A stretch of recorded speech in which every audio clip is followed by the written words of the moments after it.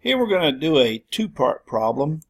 So let's take a look at number 5 here. It says Mr. Kane borrowed $5,200 from his friend to pay for remodeling work on his house. He repaid the loan 10 months later with simple interest at 7%. His friend then invested the proceeds in a 5-year CD paying 6.3% compounded quarterly. How much will his friend have at the end of those 5 years? Okay, so as I said, this is a two-part problem.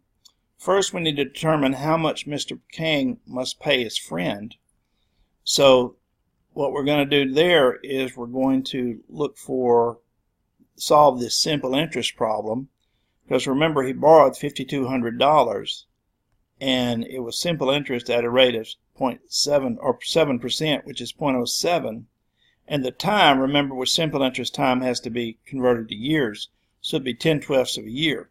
So go back to your simple interest formula where you say principal times 1 plus RT, and then you have $5,200 for the principal times the quantity 1 plus the rate times the time, which is 10/12, and you get 5503.33. Now this is the proceeds that his friend then reinvested. So his friend now takes this principal, 5503.33, and he invests it at a rate of 6.3%, and it was compounded quarterly for 5 years.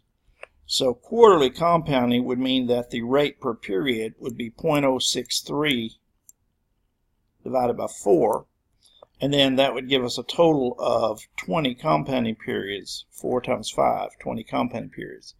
So we go back to our compound interest formula, principal times 1 plus I to the n, and we know I is 0.063 over 4 and n is 20.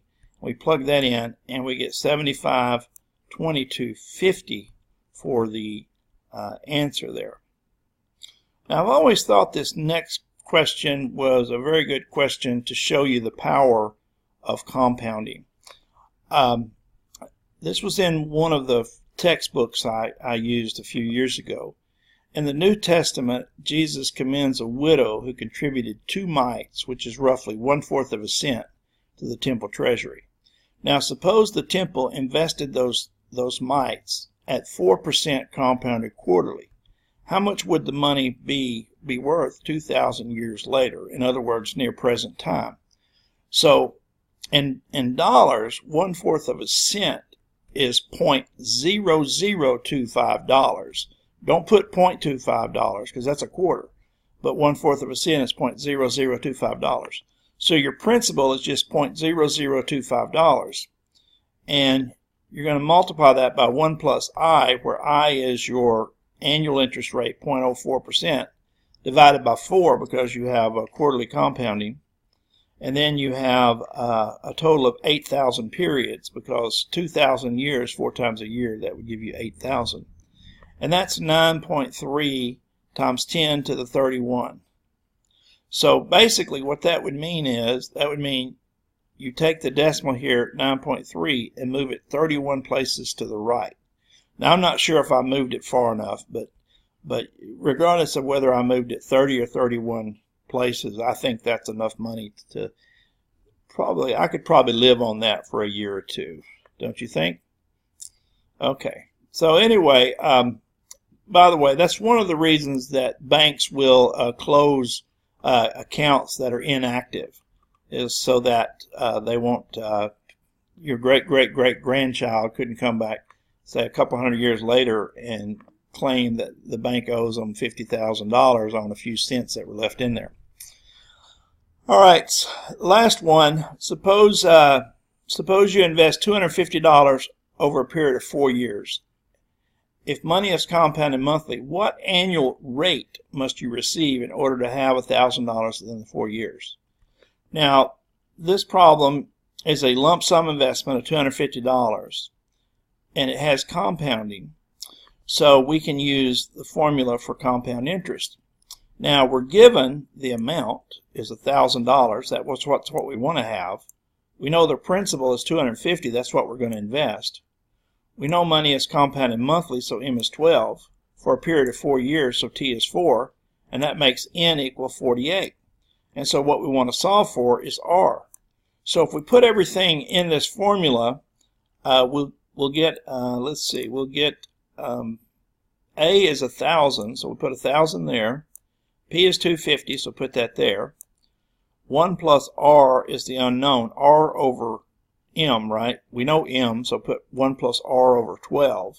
And we know N is 48, so put that there. Now, first thing I would do is I would divide both sides by 250. Because if you divide the right-hand side by 250, it'll just cancel it. And then if you divide 1,000 times 250, it'll just give you 4. So you'll have 4 equals 1 plus R over 12 to the 48th power.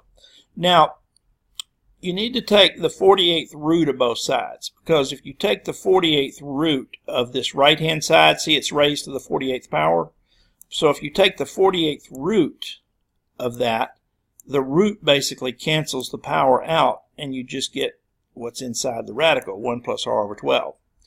Now, I'd also have to take the 48th root of the left side. So I take the 48th root of 4, and I get 48, the 48th root of 4. We saw a problem similar to this earlier. To finish it now, all I have to do is subtract 1 from both sides. And if I subtract 1 from both sides, I have R over 12. And then to finish, to get the final answer, multiply both sides by 12, and that'll give you the final answer. Now, if you're wondering, how the heck do I take the 48th root of a number? Well, there's a couple of ways to do it. First of all, your calculator has a button.